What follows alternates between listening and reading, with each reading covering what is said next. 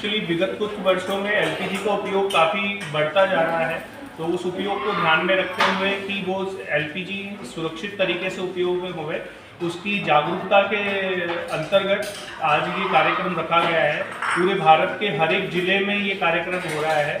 जो cooking competition है, उस कुकिंग कंपटीशन का सबसे मेन मकसद है कि हमारी जो माता बहनें हैं वो अभी जो कुकिंग करती हैं वो कितना सेफ तरीके से करती हैं, उसके बारे में अवेयरनेस देना। तो अभी वो किस तरीके से करती हैं वो हमने करके कंपटीशन किया है।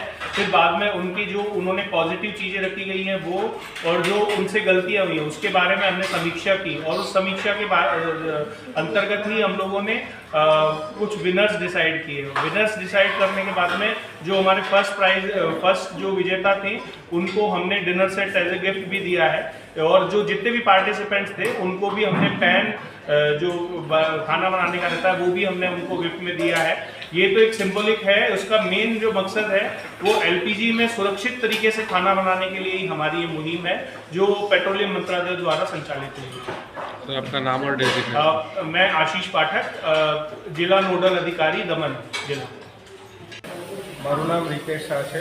હું દમણમાં ભારત ગેસની સિટી ગેસ સર્વિસના એજન્સી 1957થી ચલાવે છે। આ રમેશભાઈ નરસિંહભાઈ છે જે એક્સપીરિયન્સ રોમા ગેસના નામથી 1984ની એજન્સી ચલાવે છે। અમે બંને દમણની અંદર ટોટલ લગભગ 60,000થી 65,000 જેટલા કસ્ટમરોને વર્ષોથી સર્વિસ આપીએ છીએ, અને અમારો મુદ્દા એ જ છે કે અમે આખી જિંદગી ગ્રાહકોને બને તેટલી સારી સર્વિસ સુવિધાઓ આપવાની પ્રયત્ન કરશું।